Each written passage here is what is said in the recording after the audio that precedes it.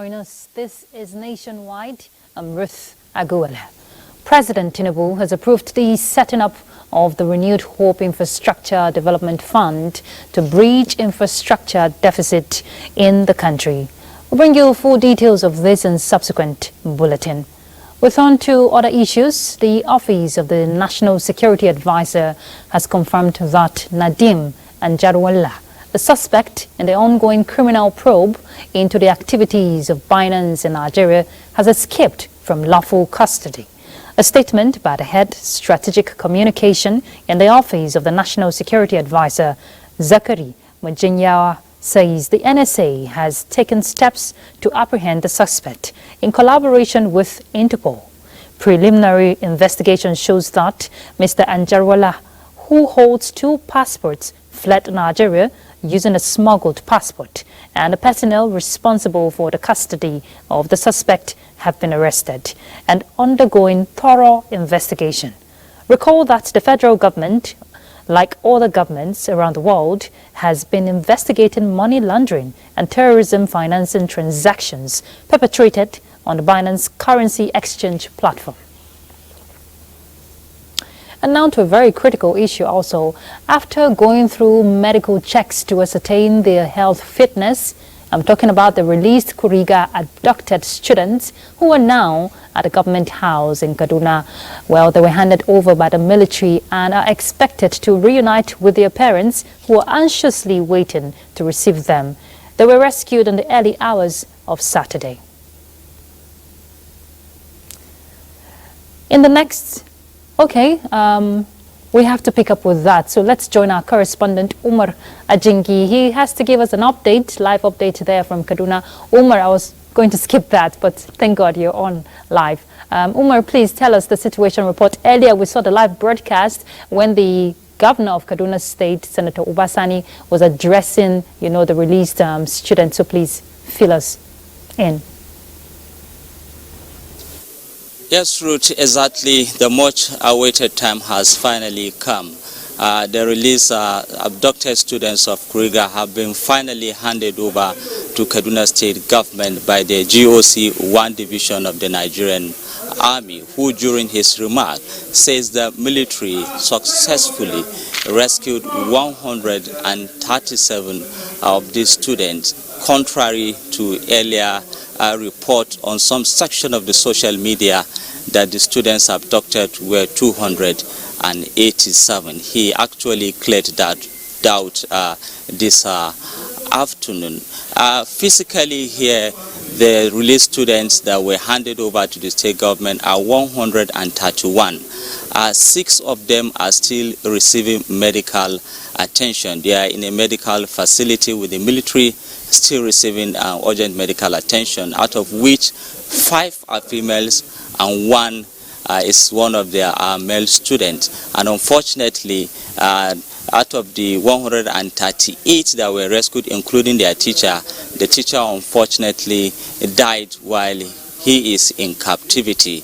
The state governor, Senator Obasani, during his remarks, appreciates the effort of the military for this great achievement of rescuing these students, appreciating the effort of President Bola Ahmed Tinubu, the National Security Advisor, and as well other stakeholders who have made significant contributions during this rescue mission.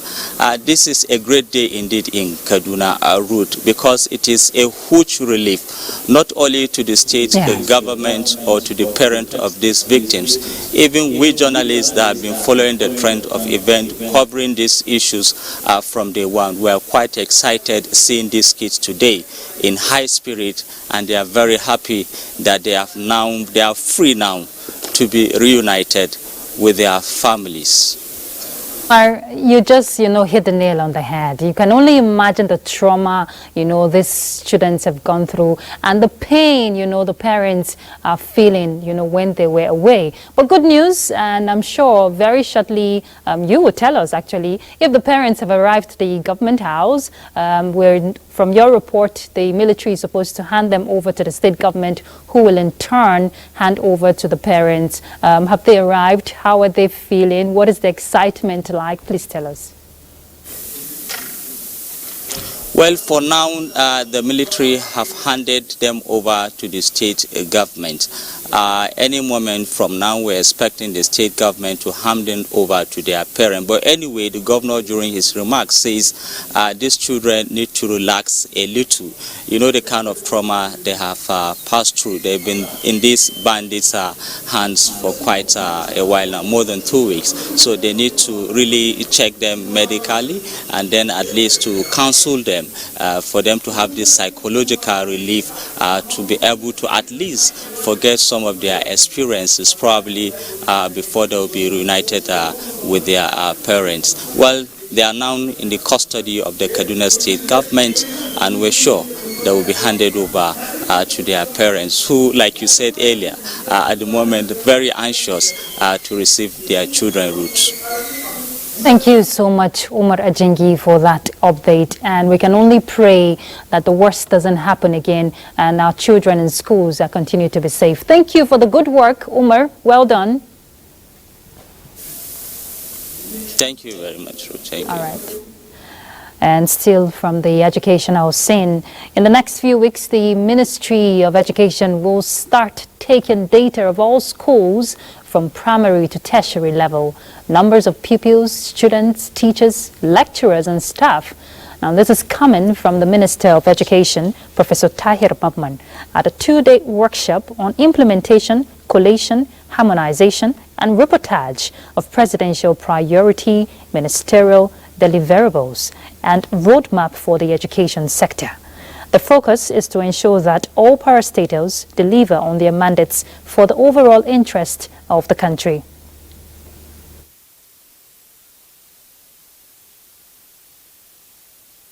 That data will help us advise the state governors who are in charge of those schools, so that when we intervene, we know where we are intervening.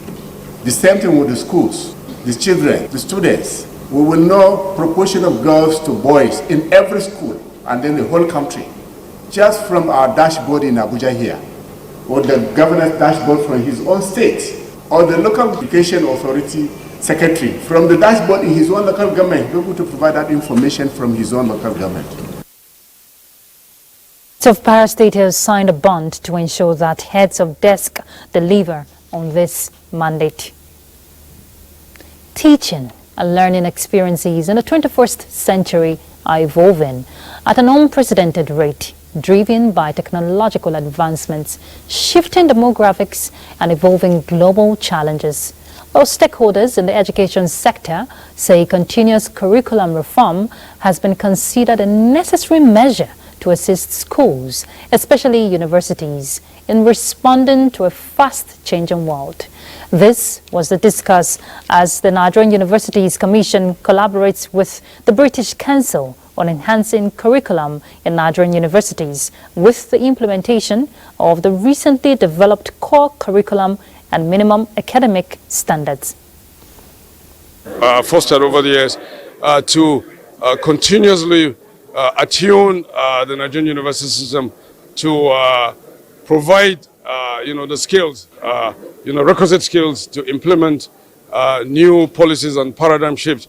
And in this case, is a core curriculum, minimum academic standards, which is the flagship, signature innovation of the NUC to bring Nigerian universities to speed, to put them on the wall map of contemporary curriculum. So we felt that the curriculum in the Nigerian university system requires stakeholders to take a look at it. Is it really, addressing the immediate need in the Nigerian education system? Is it responding to the issue of employability, entrepreneurship, so that students, when they come out of the university, they are equipped with the right skills? Said that at the end of the workshop, relevant stakeholders and participants from universities across the country will be better equipped to implement the CCMAS and related innovations to contribute to the future of education. We'll move from education to health. The federal government is reassuring Nigerians of quality healthcare delivery system and state-of-the-art infrastructural facilities in federal government-owned health institutions across the country. Minister of State for Health and Social Welfare, Dr. Tunji Alausa gave the assurance while handing over an oxygen power plant to the Federal Medical Center, Idiaba, Abeokuta State. Minister of State for Health and Social Welfare, who expressed the commitment of the federal government to provision and expansion of healthcare infrastructure, notes that the oxygen plant will go a long way in assisting FMC Abeokuta to meet the oxygen needs of Nigerians using the facility.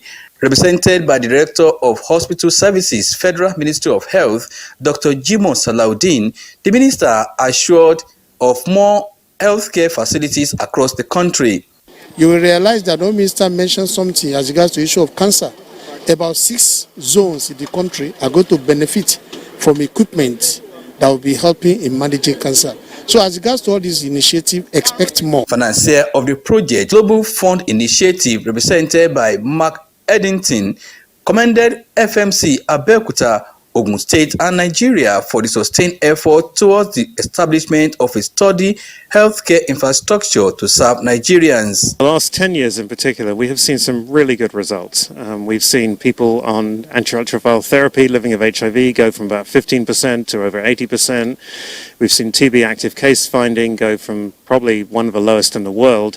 But overall, we've seen receptivity. But the most important thing for the Global Fund is we're seeing results. Global Fund came along and they've supported us. They provided lots of cylinders of oxygen for us, but they've now made it more sustainable by ensuring that we now have oxygen plants, and not only having plants, the oxygen is piped to the patient's bedside. Mobility mortality associated with lack of oxygen will be greatly reduced. So we are very grateful to the federal government, Global Fund and the state governor. Installation of the oxygen power plant was conceived in 2020 in response to the outbreak of COVID-19 pandemic and now being implemented as a proactive measure to prevent the emergence of similar pandemics in the country. Yemi Dalamo there reporting. From the legislative scene, President of Nigeria's Senate, Godswill Akpabio, has called on the International Parliamentary Union to lend a strong voice to the restoration of lasting peace in war-torn Gaza. Akpabio made a call while contributing to discussions at the ongoing 148th session of the International Parliamentary Union Assembly holding in Geneva, Switzerland. He said it is a time for nations to rise above sentiments and invoke the spirit of humanity by doing all that is required to bring sustainable peace to the region. Akpabio says some of the resolutions should include access to humanitarian aid, restoration of normal life to Gaza, as well as meetings on a permanent truce. The House of Representatives says it is following up on the state of preparedness of key players to be involved in the conduct of national census when rescheduled. To this end, an investigative hearing on the money expended for the planned 2023 census is ongoing by the House Committee on Population. National Assembly correspondent Mohammed Rabiu Ali reports. In November 2023, the House of Representatives deliberated on the census matter. This followed a motion by Dominic Okafor calling on the House to investigate the 200 billion naira alleged to have been expended on the postponed 2023 population and housing census by the National Population Commission. Investigate how and where and why. This investigative hearing seeks, among other things, to provide accurate information on the postponement and all petitions laid by lawmakers, individuals and civil societies on the matter.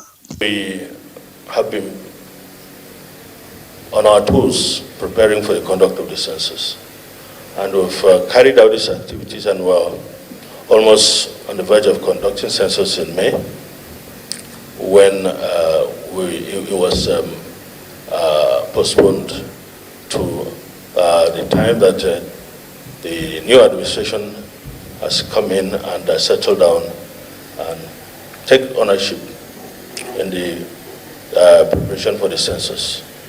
After we go through this exercise, which is the spending. If you are able to justify to Nigerians that you have utilized this money judiciously. The committee therefore resolved to carry out on-the-spot assessment to the Commission in Abuja and other 36 states of the Federation with a view to having a best census. The last national census was conducted in 2006. From the National Assembly, Muhammad Rabiu Ali, NTA News. All right, let's find out what's happening in Lagos. Michael is set to guide us on that. Thank you, Ruth. Investing in the processes and technologies that will enhance Nigerians' trajectory growth in the maritime business will drive innovation and make the country competitive on the global stage. The Director General of the Nigerian Maritime Administration and Safety Agency stated this in Lagos while emphasizing on the importance of a more encompassing approach to developing shipping in the country. Beyond establishing a solid platform for the development of shipping business, using various instruments like regulations, promotion and fostering implementation of the core values for advancing indigenous participation in maritime trade in the country, the Nigerian Maritime Administration and Safety Agency (NIMASA) has in the last decade focused on the four concepts of maritime security, which are marine safety, sea power, blue economy and resilience. The successes are visible, with the number in the cases of piracy and crime at sea showing a downward trend from what it was in 2018, and this change in direction, which is in line with President Bola Tinubu's renewed hope agenda, will be driven by innovation. Our mandate to regulate the maritime industry, promote safety, security at sea, and develop the Nigerian shipping industry is not only vital to the economic prosperity of our nation, Nigeria, but also to the well-being of our people and sustainability of the planet. The goal going forward is about efficiency, but more premium will be placed on environmental sustainability. We must ensure that our maritime operations adhere to the highest standards of safety and security, protecting the lives of seafarers, passengers and cargoes. While the Gulf of Guinea continues to breathe a sigh of relief from piracy and other attacks, courtesy of the Deep Blue platform, the expectation is high that the new Director General will fast track the process for more ships flying the Nigerian flag to sail across the region. About 350 Lagos residents drawn from 5 divisions of the state have been empowered with various vocational tools that will help reduce poverty and foster economic growth, especially among the vulnerable and less privileged in the society. Esewamaka reports that this initiative of the wife of the Lagos State Governor, Dr. Bijoke Sanwo-Olu, is part of our commitment to the well-being and prosperity of every individual in the state. Residents, including widows, persons living with disabilities, and the less privileged, now have a ray of hope as the First Lady of Lagos State and wife of the Lagos State Governor, Dr. Bijoke Sanwo-Olu, put smiles on faces of the vulnerable and less privileged in the society by providing empowerment support with vocational tools ranging from hairdressing kits, popcorn machines, tailoring machines, amongst others, to improve their quality of life. One of the beneficiaries, Sonia Olu Abdurrahman, a visually impaired person who is into soap making, says, "Very happy and excited that I can now do my work. I have learned this work, but no equipment to use. But from today, I'm happy that I have this, so I will work with it. I'm hoping to start the food business with my mom and my cousins, and I will make everything possible to save money and also empower people around me." Dr. Bijoke Sanwo-Olu, while presenting the tools to the beneficiaries, appealed to individuals and private organizations to cushion the efforts of government at this critical period by rendering support to deserving individuals. Also aware that these things, the prices are going up every day.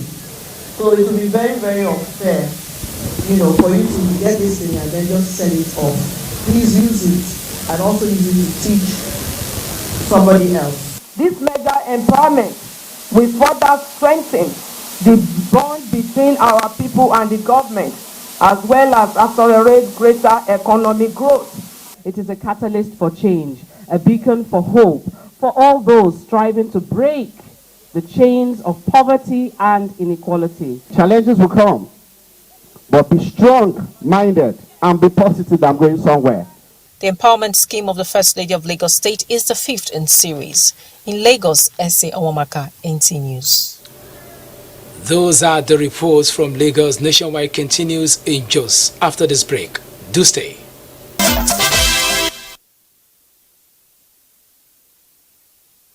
And many thanks for joining us in Jos. Plateau State government is calling for greater synergy with the federal government on emergency management response. Governor Caleb Mutfwang stated this in Jos while inaugurating firefighting truck donated to the state government by the federal government. Ijama Ozemena has details. The firefighting truck has 500 liters water capacity and 100-liter chemical components with the ability to navigate terrains that cannot be penetrated by the regular firefighting truck. The truck will be positioned at a strategic location in the state capital where there is high risk of fire incident. And it's also an advanced party in fighting fire because the fire truck, the regular fire truck is not as swift as it in movement.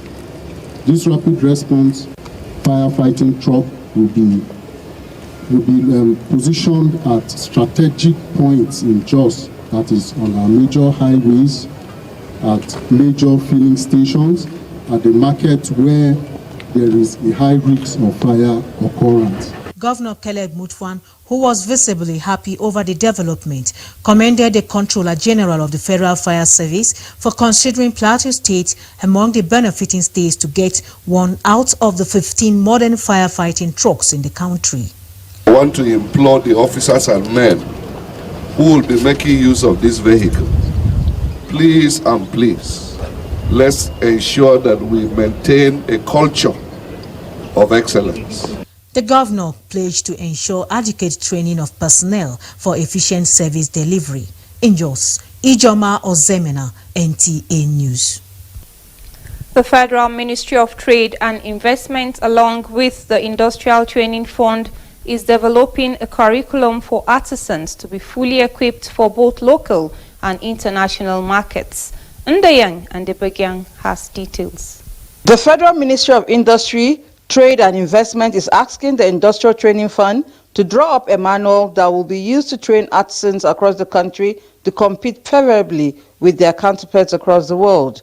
Gathered at the Industrial Training Fund headquarters in Jos are master artisans drawn from different skills and crafts to develop an operational guideline that will help the industry equip artisans with requisite knowledge that will launch them to the global market. For us here, we'll be developing a curriculum, like a training guide and manual to support all our people and artisans, especially in the construction industry. It's an amazing idea because it's going to bring us under one umbrella and it's going to make us to get drilled in such a way that will be good enough. So this program is actually aimed at brushing them up to bring them to a certain level where they can operate and compete locally and internationally and become employable and can also be on their own. Director General of the ITF, Dr. Hafiz Ogun Oluwatoyin, representative says the artisans through the Skill Up program will learn skills and value reorientation. The Trade Association, the Sector Skill Council, and we are still meeting because in the super model, you are very paramount. The curriculum design and development is imperative to the success of this program. The program tagged Skill Up Artisans attracted experts from different fields. In Jos, Indenyan and the Abuja, NTA News. And that's our contribution from Jos. Nationwide continues in Abuja with Ruth. Thank you, Mary. The National Hajj Commission of Nigeria says it appreciates public understanding and concerns over the 2024 Hajj fair for intending pilgrims. In a statement by Assistant Director, Public Affairs Fatima Sanda Usara, NACON clarifies that due to shifts in date and fluctuations in dollar-naira rate, Nigerian pilgrims would now be saddled with an increase of 1.98 million naira in addition to Hajj cost, despite having paid the fixed fare of about 4.9 million naira. Intending pilgrims are advised to proceed and pay the latest by 11:59 p.m. That will be for 28th March 2024. Affected pilgrims, on the other hand, are advised to visit their respective state pilgrims boards to confirm their status. Yobe State Governor Mai Malabuni reiterates that the law against tree felling in the state is still in force as government intensifies efforts to plant more trees to combat desertification and encroachment in line with the state's climate change action plan. The governor made the commitment while receiving a report from Yobe State delegation on COP28 conference held in Dubai, United Arab Emirates. I beg your pardon. Yunusa Suleiman reports. The 8th meeting of the Conference of the Parties known as COP28, summoned by the United Nations last year and attended by about 85,000 participants in Dubai, United Arab Emirates, was adjudged not only to be the biggest of its kind, but was a major step towards reducing global carbon emissions to the barest minimum. Here is the head of Yobe's delegation to COP28 and the Speaker of the State Assembly, Chiroma Buba Mashio, presenting a report about the conference to Governor Buni, after which the legislator, alongside other members of the delegation, highlighted some of the takeaways from the international conference, some recommendations that will be beneficial to the state. The delegation met with the official of Pali Arts, who are development partners in the area of transforming systems. To safeguard the natural world, they combine and create new and proven technologies to successfully achieve system change. RAM stands for Rural Access and Agricultural Marketing Project. It is actually an initiative of the federal government aimed at improving rural access and agricultural marketing in participating states while strengthening their financial and capacity base. After carefully listening to all recommendations made by members of the delegation, Governor Buni makes the following commitment. I have listened carefully to the recommendations proposed by the delegation. I assure you that I will carefully look into it with a view to implement them where possible and as our resource permit. The state chief lawmaker also presented to the governor an award of excellence as Yobe emerges best state in Subnational Audit Efficacy Index on accountability and transparency in public funds for the year 2023. In the Matru, Yunusa Suleiman, NTA News. Kogi State, known as the Confluence State due to the presence of rivers Niger and Benue, has abundant human and natural resources. Fully harnessing these resources could maximally improve the state's fortunes. Now, one notable asset is the confluence point of the two rivers, which many believe could be a lucrative tourist attraction site, that is if properly developed. Solomon Ayedehi reports on the confluence as a possible tourist destination. Established in 1991, Kogi State, located in north-central Nigeria, possibly derives its name from the Hausa word Kogi, associated with water. Widely regarded as Nigeria's most centrally situated state, it shares borders with 9 neighboring states and the Federal Capital Territory. Lokoja, the town at the confluence of the Niger and Benue rivers, serves as the state capital. Kogi State is not merely a meeting point of 2 major rivers, but also a convergence of history, people, and opportunities. It doesn't stop at just the confluence of rivers Niger and Benue. It is also a confluence of the entire peoples of Nigeria. People come around to take advantage of the vast economic opportunities that we have to do business, to trade, to do some other things. We can tap in on this massive resource of water, to better our lots. These characteristics, among others, render the state distinctive with many landmarks, tourist sites, and notable establishments bearing the name, confluence, such as NTA Lokoja, known as the Confluence Station. Despite its strategic position as a gateway to various parts of the nation and its recognized potential as a tourist destination, previous administrations' efforts to develop it into a world-class tourist hub have fallen short.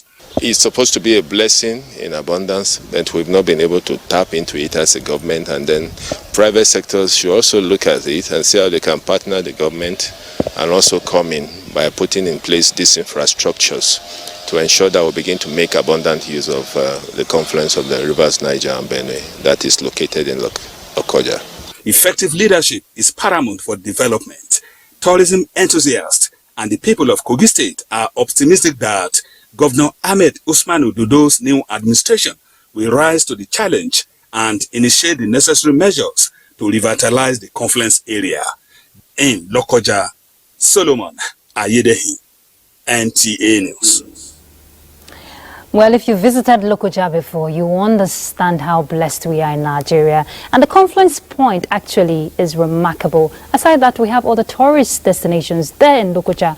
But I'm not the one to give the insight. Let's join our correspondent, Solomon, live from Lokoja. He's at the Confluence Hotel premises there. Solomon, can you hear me? Okay, great. Solomon. I'm with you. Okay, give us an insight into some of the challenges, hindering development to making this, particular destination or that tourist site in Lokoja a place where tourists can come and explore. Better understanding of what the confluence is. I've decided to move inward, and I'm standing by the bank of the confluence of rivers Niger and Benue. Behind me, you can see a desert there.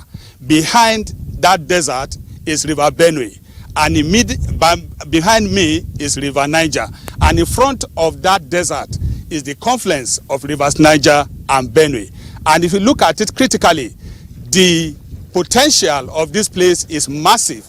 The economic potential of the confluence of rivers Niger and Benue is so massive that if government or private sector key into the development of tourism, leveraging on the confluence, of course, Kogi State has no business with poverty.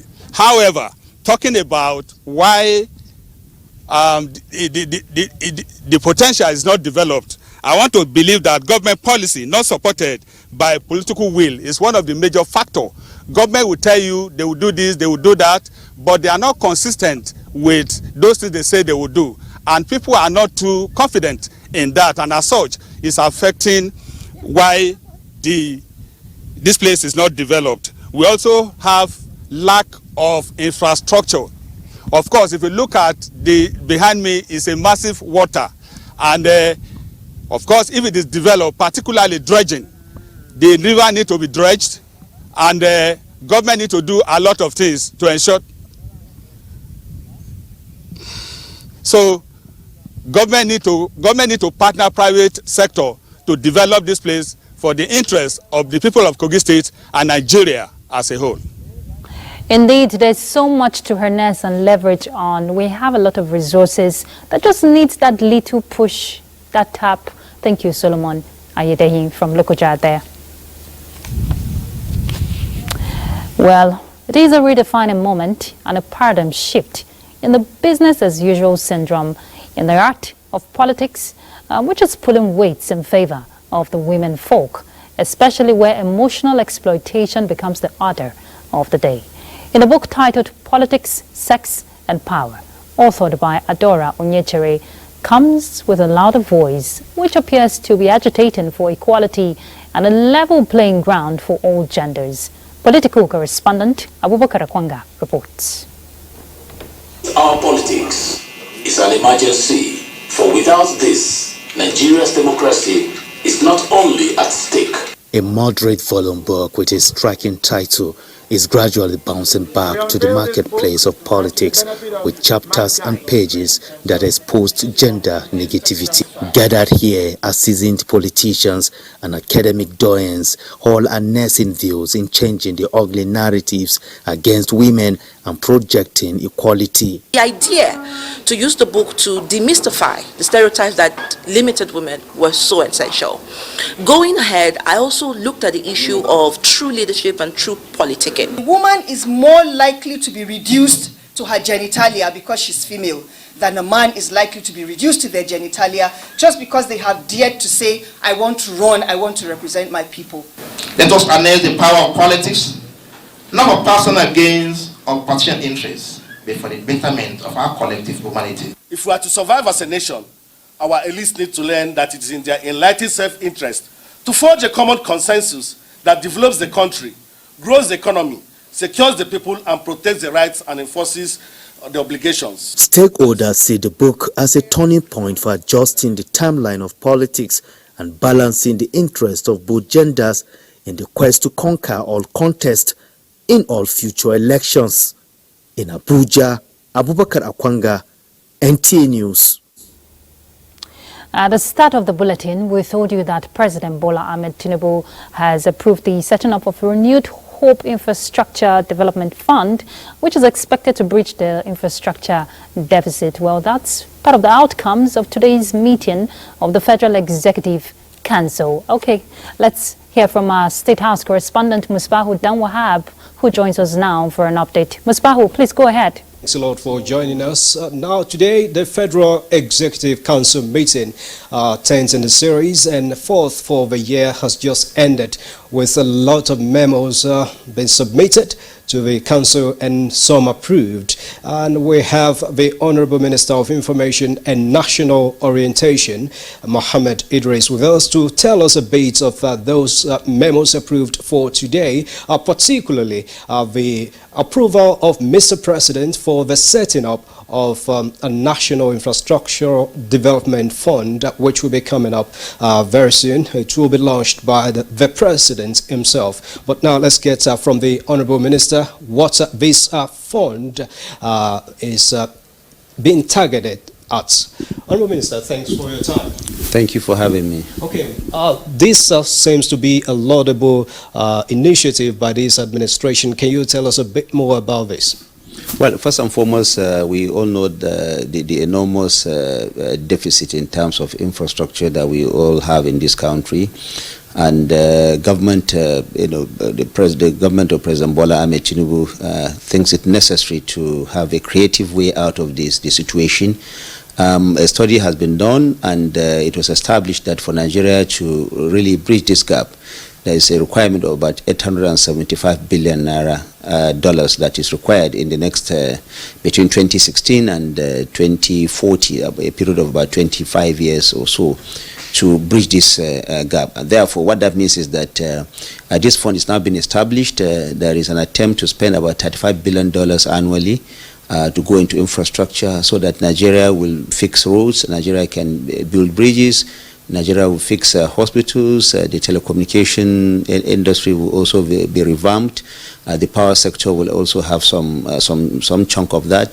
The whole idea is to ensure that the deficit that is being suffered by this country in terms of infrastructure is being significantly bridged. I recall that the President himself, while he was a governor of Lagos State, attempted this. Now Lagos is about the 5th largest economy in Africa.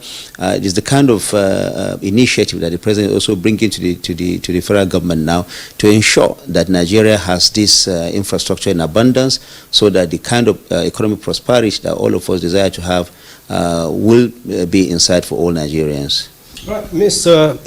Minister, sir, congratulations on the rescue of the students in Kaduna State who were returned to the States just yesterday.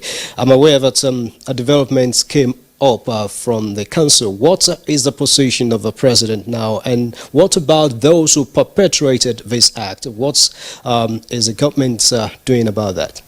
Well, you know that President Bola Ahmed Tinubu has since taken a stand on the payment of ransom, and he has also taken a stand that all those who have been kidnapped in this country, he will do as much as possible to ensure that they come back and reunite with their families. It is heartwarming that these children, the ones in Kuriga and the ones in Sokoto, have been brought back to safety without the payment of ransom.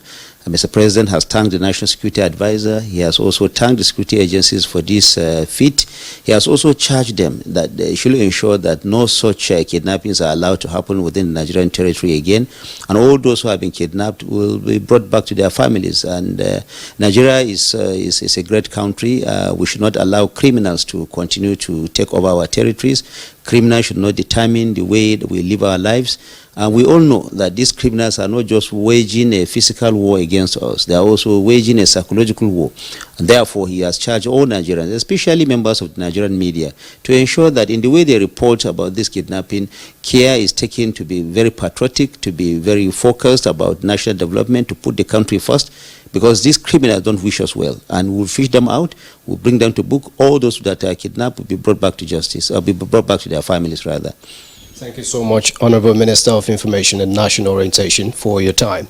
Let's also let you know that the Council also approved the Economic Council team task force, which will begin operation soon. All of this is just to see that the economy of a country is re-engineered for better prosperity and development of a country. We'll bring you details of this in our subsequent bulletins. Thank you very much, Musbahu, our State House correspondent, giving us insight, part of the outcomes of the Federal Executive Council meeting earlier today. We turn to other issues. There is a city in Nigeria where every male child is a potential king. Well, this is due to the unique chieftaincy system of installing a royal father, which has no rancor or competition. In this report, Oyeyinka Omole unravels this ancient city in southwest Nigeria. Best described with its brown roofs and home of many firsts in Nigeria, Ibadan, the capital city of Oyo State, has from time immemorial renowned for its uniqueness in installing the paramount ruler of the ancient city, Olubadan of Ibadan land, on rotational basis from two lines.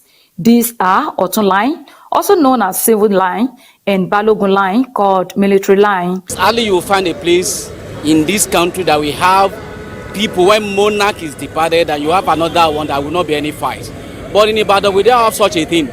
There is a regulation, there is a line, the next person know himself. I think it's a very good idea.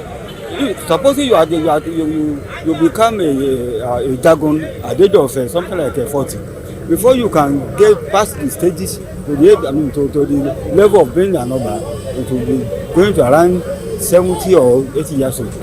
So that has been the reason why young people like 50 years can never be king of their life, because it has been tradition. Acceptance of a male child from a family compound, as the Mogaji qualifies him to join any of the two lines starting from Jagun, subject to vacancy, and these steps take more than 35 years in waiting to become Olubadan. In Ibadan, Oyeyinka Omole, NTA News. Quite interesting.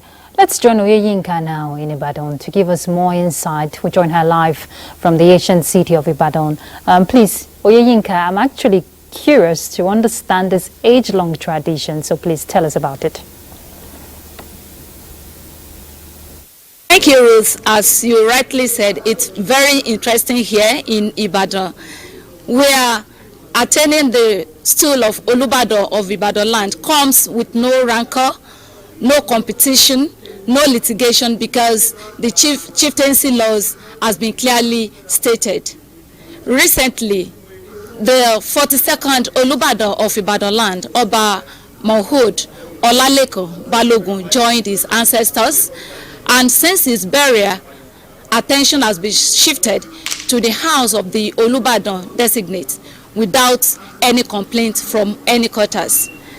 And trying to find out what is unique about these traditional ways of doing things in Ibadan land, I brought here the Maye Olubadan of Ibadan land, Oloye Lekun Alabi, who is going to shed more light on the uniqueness of Ibadan traditional system? Good evening. Yes, tell us about the uniqueness of Ibadan traditional system. Thank you very much. When you say something is unique, it is peculiar to a place or people. The succession system in the Ibadan traditional chieftaincy line is unique, and when the colonialists came here, they asked our forefathers who taught them this unique system. Unique in the sense that the incumbent Olubadan knows the next 10 juniors after him. As you said, seamless, no rancor or qualms. That's why it's been applauded over the years, not only by we, the indigenous of Ibadan land, even by foreigners and other Nigerians who sometimes will moan out and say, wish their towns or kingdoms could copy our system. Now, according to history, we have two lines of Olubadan and Balogun that can ascend the Olubadan throne. How many steps? Thank you very much. Two lines lead to the exalted Olubadan throne, and they are the Balogun line, which is the military line, and the civil line, which is the Olubadan line.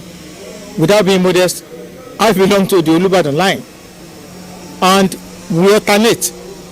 The 42nd Olubadan, who has just joined his ancestors, may God rest his soul, came from the Olubadan line.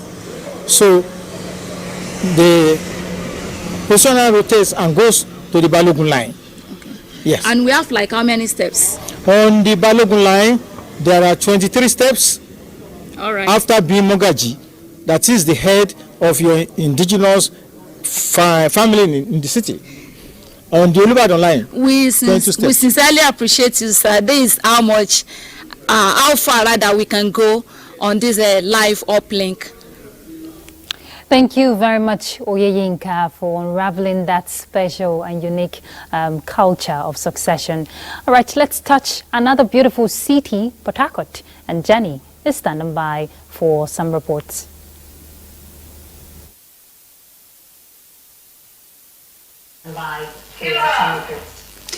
Thank you very much, Ruth. The federal government has given 1 week ultimatum to the contractor handling Port Harcourt Abbas section of Port Harcourt Enugu Highway to make it motorable for road users. Minister of Works David Omahi gave the directive during a walking visit to some project sites in Rivers State. Kingsley Amajiri reports. Port Harcourt Abbas section of the highway remains a critical gateway connecting the south-south and southeast states. This visit is the 7th time the minister is inspecting the road. This underscores the importance of the intervention by President Bola Tinubu in response to the concern of road users following its deplorable state. The minister, who is happy with the quality of work done by the contractor, however, directed immediate work on the failed portions from Port Harcourt to Aba Lane in 1 week to make it motorable. I'm giving them 99.9% in terms of their performance. They had completed 9 kilometers from the Chennai Zero, and so we want them to join another 4 kilometers, left and right. And I've given 7 days for this particular lane, that is the Aba bound lane, to be totally repaid to ameliorate the sufferings of the commuters. At the Eleme One axis of the east-west road, the minister expressed concern over the slow pace of work and directed officials of the Federal Ministry of Work to update him weekly as the job progresses, warning against consequences when the rain set in. So far, about 5.7 of the 15 kilometers of the failed portion of the road have been excavated with interventions to make it motorable. We've put first layer of stone base for 4.6 kilometers. Second layer is 3.4 kilometers, and presently, we opened it for traffic for about 5 days, so it gets the maximum stabilization. The minister was accompanied on the road inspection by former Secretary to the Government of the Federation, Ayim Pius Ayim, and former PDP spokesman, Olisa Metu, who commended the president's intervention on roads in the region. In Port Harcourt, Kingsley Amajiri, NTA News.